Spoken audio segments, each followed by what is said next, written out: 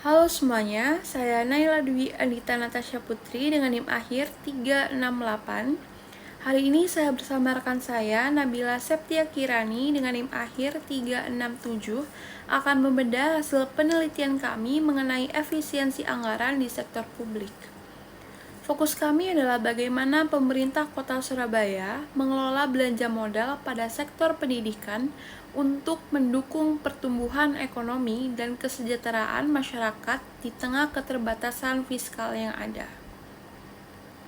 Penting untuk kita pahami bahwa anggaran bukan hanya sekedar angka, melainkan alat perencanaan dan pengendalian untuk menentukan keberhasilan berbagai program organisasi.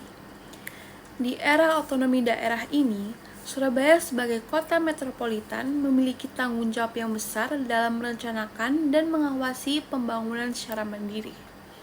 Melalui riset ini, kami ingin mengevaluasi apakah setiap rupiah yang dikeluarkan oleh pemerintah sudah memberikan manfaat kesejahteraan secara optimal atau masih terdapat inefisiensi dalam sistemnya.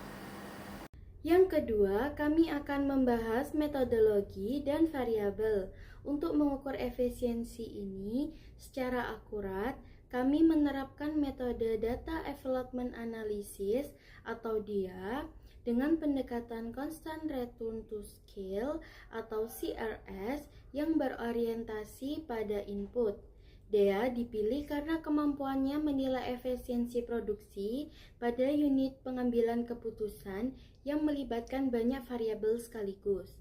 Dalam model penelitian ini, kami menetapkan variabel yang sangat spesifik. Variabel input, kami meliputi total anggaran belanja di bidang pendidikan dan jumlah sekolah sebagai akses layanan. Sedangkan untuk variabel output, kami menggunakan 3 indikator utama modal manusia. Yang pertama, angka melek huruf atau AMH. Yang kedua, harapan lama sekolah atau HLS. Yang ketiga, rata-rata lama sekolah atau RLS. Perlu dicatat bahwa analisis dalam DEA berfokus pada efisiensi teknis, di mana nilai efisiensi 1,00 dikategorikan sebagai efisiensi sempurna, sementara di bawah angka tersebut dianggap belum efisien. Yang ketiga, kami akan membahas analisis data dan hasil. Mari kita bedah relasi anggaran Kota Surabaya dari tahun 2022 hingga 2025. Berdasarkan data Badan Pengelolaan Keuangan dan Aset Daerah, relasi anggaran pendidikan pada tahun 2022 mencapai 2,21 triliun. Angka ini sempat mengalami fluktuasi di tahun 2023 sebesar 2,5 triliun, lalu 2,1 triliun di tahun 2024, hingga meningkat kembali menjadi 2,31 triliun rupiah pada tahun 2025. Anggaran rata-rata sebesar 2,5 triliun per tahun tersebut dialokasikan untuk menggerakkan operasional serta pemeliharaan 1.200 unit sekolah dari jenjang SD hingga SMA atau SMK.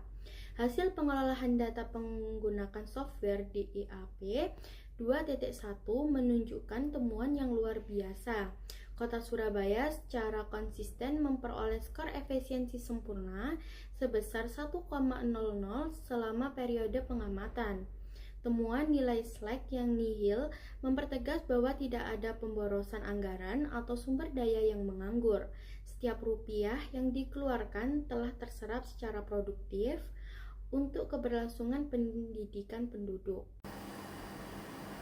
Keberhasilan Surabaya berada pada garis batas efisiensi atau efisiensi frontier ini menunjukkan dan membuktikan bahwa adanya sinkronasi yang kuat antara perencanaan anggaran dengan eksekusi di lapangan. Dampak nyatanya terlihat pada angka rata-rata lama sekolah penduduk yang stabil di angka 11 tahun pada tahun 2025. Hal ini menunjukkan bahwa Surabaya berhasil menekan angka putus sekolah dan memastikan bahwa akses pendidikan menengah atas yang merata bagi seluruh lapisan masyarakat. Namun, pencapaian ini bukan berarti tanpa adanya tantangan ke depan.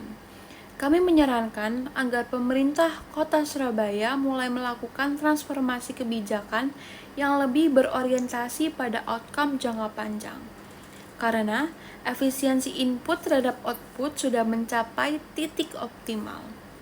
Fokus anggaran ke depan harus diarahkan pada penguatan kompetensi kelulusan melalui teknologi pembelajaran mutakhir agar selaras dengan pasar kerja global.